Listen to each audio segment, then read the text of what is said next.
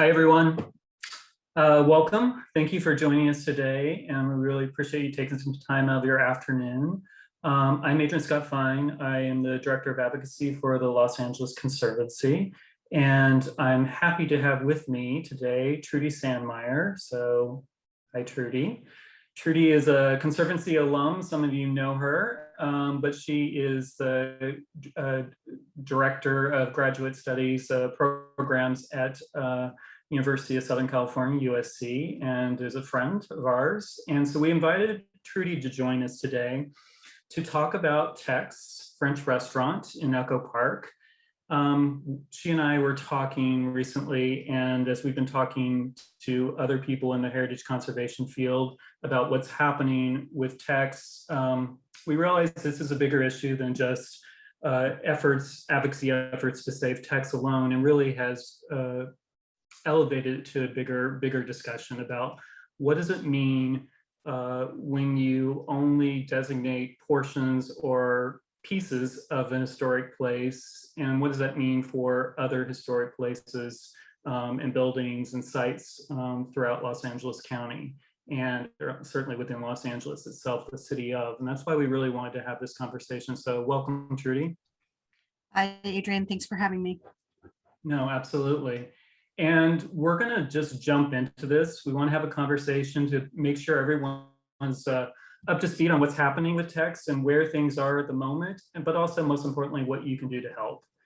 Because I think there are some critical things here right now. And again, drawing the greater parallels about what this means for other historic places in the city of Los Angeles with that. Before we get to that, we want to take some questions at the end. So we would encourage you to put any questions you have in the Q&A box, not the chat, so we can better sort them that way. So put them in there, and we'll have some time at the end. And we'll also talk more about at the end about specifically how you can help support this effort. So I'm going to turn it over to Trudi to get us started. Yeah, so I think it would be helpful just to really start off with sort of the backstory a little bit about this issue. How did we get here? What are the issues at hand? Kind of the Reader's Digest condensed version of that. Sure, happy to do that. Yeah, so this really started in late 2019 when plans were first announced that Taix would be sold, and it was sold to the Holland Partner Group. Out of the longtime family of, with Mike Taix specifically, but sold to the Holland Partner Group, and that the site would be redeveloped, which raised a lot of concerns about Taix itself and what does that mean. And it was certainly the start of a conversation that we were having at the Conservancy and more broadly around legacy businesses. And certainly that has progressed a lot since 2019. The plans were announced then, and about a year ago, they were officially introduced to the public that called for the complete demolition of the Taix building and a new housing development on the site. And I can certainly talk more about that, but it's largely a market rate housing development. There are some affordable units, but majority are market rate with some retail, and a proposal that the Taix restaurant itself would come back in the new development, but much smaller in terms of the footprint of what exists today in terms of that. For some additional background, Taix itself was previously identified as a potential historic resource through the City of Los Angeles's Survey LA program. So it had already been identified as something that was historic well before this project. The Conservancy also commissioned an independent assessment because we wanted to have another look at this when this first started. And that assessment also came back that there was enough here, and certainly an important place, that it was identified as historic as well. And then lastly, the Holland Partner Group hired a consultant, and they also did an assessment and also concluded that yes, Taix was a historic resource. So there's been lots of debate about, is this place important? But everyone, including the owners, have all concluded that this is historic in terms of the place. The other development that happened with this, because it's been kind of a roller coaster, is the Friends of Taix, which is a partner group that we certainly have been working closely with, and many of the folks involved with that group are on the call today as well. They commissioned a historic cultural monument nomination for Taix, and it's been slowly making its way through the city process. In December, the Cultural Heritage Commission concluded, and with the staff recommendation, that it was historic, and they recommended approval for this and then forwarded it on to City Council. And then the last piece to this, which is the most recent development in this saga, is on May 4th at City Council's Planning and Land Use Management Committee, Councilman O'Farrell, which Taix is located within his district, Council District 13, he introduced a proposal that would modify the scope of this historic cultural monument designation. Instead of the place or the parcel, it's now limited to 2 signs, exterior signs, and a wood bar top on the interior. And the Planning and Land Use Management City Council members took his proposal and made it part of the motion and supported that. So the last piece of this is it's at the moment set to head back to City Council on June 2nd. So what's historic about it? Is it the place? Is it the business? Is it both? Why is it historic? It's a great question. It's a legacy business, and it's a little bit of both in this particular case. And we at the Conservancy have been defining legacy businesses, a place that's been around for some time, 20 years or more generally, but these are usually community anchors. And I certainly think Taix fits that description in terms of the Echo Park community. It's the place. It's in which you have experienced memories, fond experiences within the container of Taix. So it's not just the business itself, it's a place in which it happened. So in this particular case, it is very much tied to the physical building itself. So it doesn't sound like there's really any debate about the fact that this is a historic place. There's multiple reports. The Cultural Heritage Commission, which is the city's, commission that determines these issues, have all decided that in fact it is a historic resource. So then it shifts into a more political conversation, certainly. But the proposal here is not to tear this down for a surface parking lot, right? The idea is that it's to build housing, and who could be against building housing in LA? It seems really important. So it's kind of a false dichotomy, right? Here, between you either keep the restaurant or keep the place, or you build housing. That's not the choice that needs to be made here, correct? Yeah, I agree. It's sort of a false choice. It's a either or premise that's been presented to the community, that either you keep Taix and you don't get the housing, or you do the housing and you get a modified version of Taix in the new development, which is not the authentic space or place in which people have connections to. And so what we've been pressing for, and certainly the Friends of Taix and others have been pressing, that this should be a both and. There's no reason. It's a large site. There's a large surface parking lot on the as part of the parcel and development.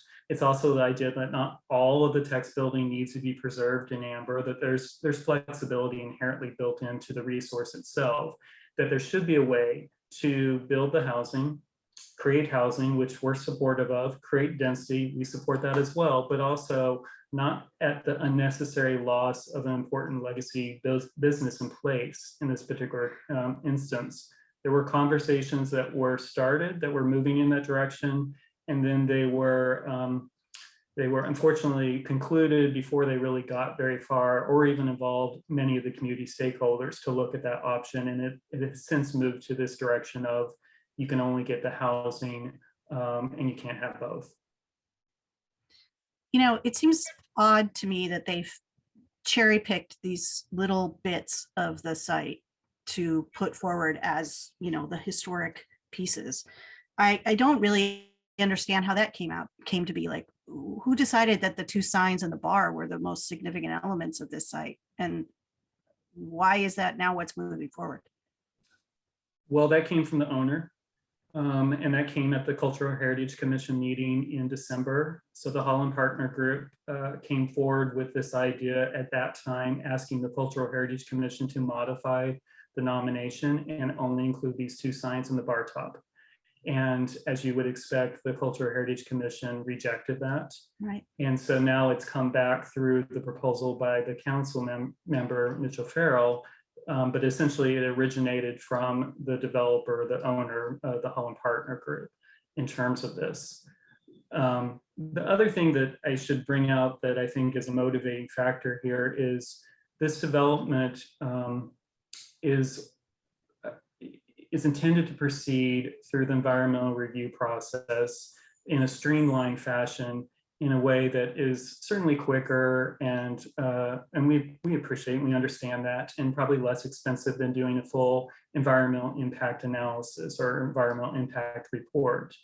The problem with that is when you demolish, in this case, a building that's been identified multiple times as being a historic resource, when you demolish an historic resource, you cause a significant adverse impact, which then usually triggers the need to do environmental impact report and the consideration of preservation alternatives. All the things that we've been asking for that haven't occurred to date, or that have, stopped midstream in terms of this process. And I think there is some thought that by designating this as an historic cultural monument, even though it's neutered as two signs and a bar top, that they will be able to avoid having an impact. And I think that is another concern that we have in terms of not only does it set a precedent potentially for historic cultural monuments, but the idea that you can circumvent having to do full environmental review analysis by calling something an historic cultural monument when it really is only two signs and a bar top. Yeah, I think it's pretty tough to consider this anything short of demolition. I mean, this is a token of what they're offering here. And I don't think there's any way to get around that. That's an attempt to sidestep CEQA and the environmental review process for sure. So clearly it's a political move that's happened here in the post historic Cultural Heritage Commission space. And so, I'm interested in knowing, has something like this happened before, or is this setting a new precedent? We think it sets a new precedent potentially if this goes forward, because it's taking it to an extreme that we haven't seen, or at least that I'm aware of, to this level, where it's reduced a historic place to essentially architectural salvage or fragments. There are certainly, there's always the issue that once it leaves Cultural Heritage Commission, a historic cultural monument enters the political scene. And that's not unusual. And lots of things happen at that level. So we have other historic cultural monuments that have been modified once it's gone into the city council realm, where it's been limited in scope, or it's been limited to portions of the overall site. We certainly have examples of that, but not, again, where you have limited it to just fragments and not even the building itself anymore. So to call this a historic cultural monument at this point, we are concerned that this really does set a precedent for not just for Taix, but really the larger issue of how the city treats its historic cultural monuments, and a really important program that's been around certainly for decades. And we have over 1,200 of these historic cultural monuments across the city. And what does this mean for the next Taix or similar example? If this one goes through, it really does undermine the value and the purpose behind designating things as local landmarks. Yeah, it seems like it really could have a profound impact on things going forward, and especially when we're trying to expand the conversation to have to be able to list things and save parts of our history that are not just architectural landmarks, but have cultural significance and community meaning in a way that is so important to the conversations we're having much more broadly in our society today, that it seems really unfortunate timing for something like this to be happening. So you know, I'm interested in the ideas of like, what do we do going forward? What's the path forward here? How can people get involved and help? What is the call to action? Thanks. Yeah, we have a limited time, and that's between now and June 2nd. That's why we wanted to call you all together today, so that we can, one, make sure everyone's up to speed on what the issue is and why it matters and why this has been elevated to a different level than where it was, in just, a few weeks ago. So the concern is it goes to City Council on June 2nd. It could get it continued. We don't know at this point, but for the moment, we're assuming it's going to move forward on June 2nd. And we would like you to certainly reach out to Councilman O'Farrell, reach out to his staff, but also reach out to all of the City Council, because this is a larger city issue at this point, because it's not just an issue that affects Taix or a historic resource within Council District 13, but what this means for the entire preservation program of Los Angeles going forward. So it really is a much bigger issue at this point. I'm happy to share, let me share a little bit on the screen here so you have a sense of kind of what we're asking. It's all on our website. We'll put it in the chat as well, but let me share real quickly so that we can make sure everyone's clear on that. So yeah, and I want to just say that I think, this is so important, because what happens when the next nomination comes up and it's in Council District 1 or 2 or 3 or 4, and this is something that impacts all of us who are residents in the city of Los Angeles, certainly, because this truly sets a horrible precedent for moving forward. And so this is a call to arms. Everybody needs to rally here.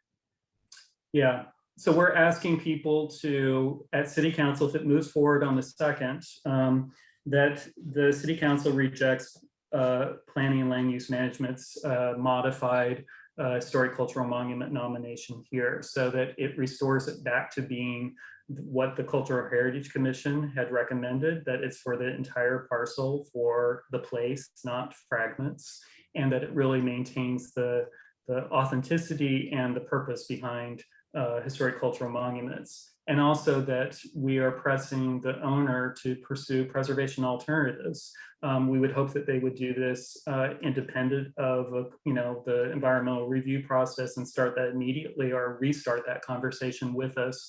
But at the very least, that it happens through an EIR process, because we're talking about potential loss of historic resource here in terms of that.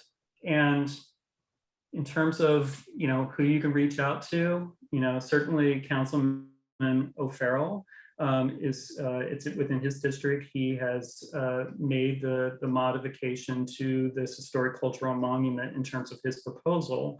And I think reaching out to his office and his staff member, planning director Craig Bullock, will certainly be important, but again, to all the City Council members. So all of these links are up on the Conservancy's website. That'll be in the chat, so you can find your council member if you don't know who it is already, and what staff member.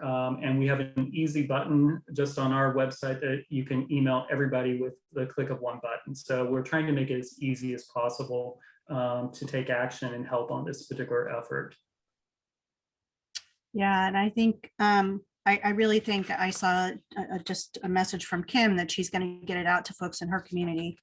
I think this is really up to us as the preservation community in the city to get the word out that this is an underlying issue, an attack on the historic cultural monument process. And it's really, really important that we stand up now, and we stand up as a community to say something about this, for sure. So we'd like to get to some of your questions, and we've got some already that I'm just looking at. And yes, thanks, Kim, for spreading the word. Appreciate that. Someone was asking about the Brown Derby. So those that don't know, the Brown Derby is a fragment of a building. It's the top of the derby hat. And this was done in the maybe early 80s, maybe around 83 or so, where it was saved in portions and then placed on top of a commercial strip center on Wilshire Boulevard. So it's akin to what we're talking about now, and that was in the 80s. We shouldn't be doing what was happening in the 80s, in terms of heritage conservation. We've moved a lot since then, and so we don't want to take a backslide. and default to saving pieces of buildings. We want to say real places, and that involves, the real buildings in which the events took place. So that's, I think, why someone was raising that particular issue. Another question is, why is construction of this size able to pass through CEQA so easily, even without the historic status of the building being demolished? We don't think it should pass through CEQA if there are impacts. And so that's where we're again pressing the city of Los Angeles, who really manages and is the lead agency in terms of the CEQA process, that if the Taix building is proposed for demolition, that's part of the project, which it is right now, then the owner would need to do an environmental impact report, and again, assess alternatives. And we believe, again, that there's a viable alternative here where you can maintain a meaningful portion of the Taix building and also build new housing at this site, which again, it's living into both and. I think there's a question about, is anyone pursuing preservation alternatives to show the owner and the city? Has anyone done some sort of mock-ups of what might be possible that would be a preservation alternative in this scenario?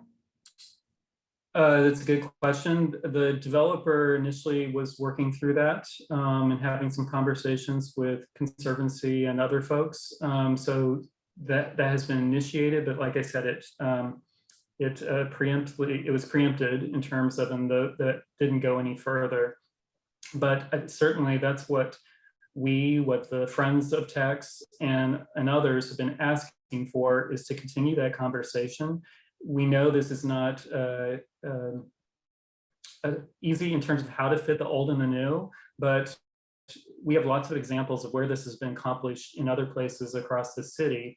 I think of places like the Cinerama Dome, when new construction was added there, and it involves some rolling up the sleeves and some creative, innovative design. This really is a design problem about how do you incorporate new development around an historic place so that it doesn't overwhelm it. It's got room to breathe, but at the same time that you can add the density and growth that you want to do in this case. So that's what we're hoping is reignited in terms of this process.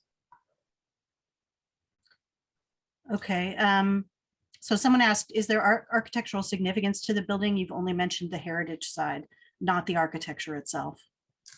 The nomination that was put in did raise that as a criterion that they were nominating it as, in terms of French kind of period architecture. It did not go anywhere in terms of Cultural Heritage Commission, did not agree in terms of that criterion. So they moved it forward under specifically about the legacy business and broad cultural events of the community, which is very similar to another legacy business that was designated a couple of years ago, which was Tom Bergen's. And that's similar in terms of a building that was threatened with demolition. And ultimately it was designated as an historic cultural monument, and the business continued in there, and there is a proposal working its way through to do new development adjacent to it. So they made the project, both the legacy business and the proposed project, work there. So it was the win-win. And that's, again, the model that we would hope would be followed in this particular case. Yeah. So it's, I mean, there's precedent for doing the right thing here. Yeah. But it requires, creativity and the will to do it. So I think that's, that's up to the will of the folks who are involved in the process to sort of make that happen. I think, one of the things that I just keep coming back to is, this is a corruption of the process of a historic cultural monument designation, and that this needs to play itself out. So the Cultural Heritage Commission has made a recommendation based on their expertise that this is a historic resource that needs to move through the process, and then the environmental impact process needs to happen. And that conversation is what's being circumvented here. And that is a really bad precedent and something we just can't allow to happen. We need to really stand up for this right now. No, absolutely. And that's the perfect way to describe it. And that's why, we are more concerned than ever on this, because I think it's a roadmap for anyone else in the future in terms of to manipulate what historic cultural monument designation means in this city, and to really in some way, undermine its entire value and worth. And just because a building is designated as a historic cultural monument, it doesn't mean that you can't continue that conversation or even pursue the project as intended right now. It just means there's a process that you need to go through. And so part of this is ensuring the process is maintained, but also the integrity of the historic cultural monument program in the city of Los Angeles, so that it isn't used in this way to, again, circumvent. And that's really, I think, how we're looking at this moment. Yeah, and it's hard not to imagine if we took the same approach to City Hall and we kept the Lindbergh beacon on top, the desks of the council members, and the flags on the front on Spring Street side, would it still be City Hall? I don't think so.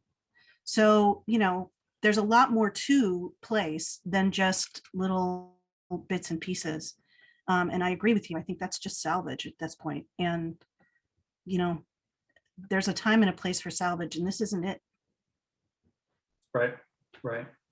I'm just looking at the other questions. I think we have addressed some of them. And I saw that Daniel Paul put in the chat about this being one of the rare and last remaining examples of a kind of continental dining experience. And that certainly is another aspect with Taix.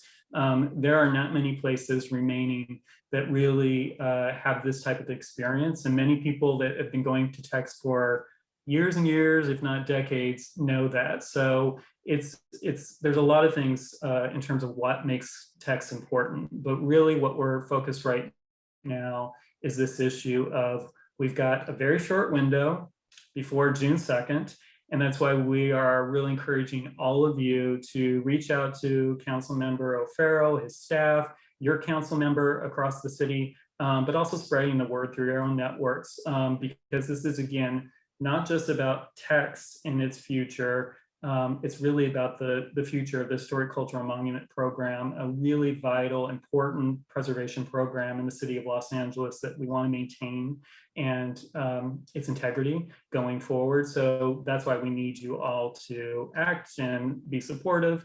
And so not only reach out to council between now and June 2nd, but also if you can show up on June 2nd at the meeting. It'll be virtual, so you can call in wherever you are and speak in opposition to the PLUM's recommendation here, and see if we cannot reverse this back to where it was from the recommendation that was made by Cultural Heritage Commission, and move this forward in its authentic form in terms of it's a place and not salvaged as we move forward.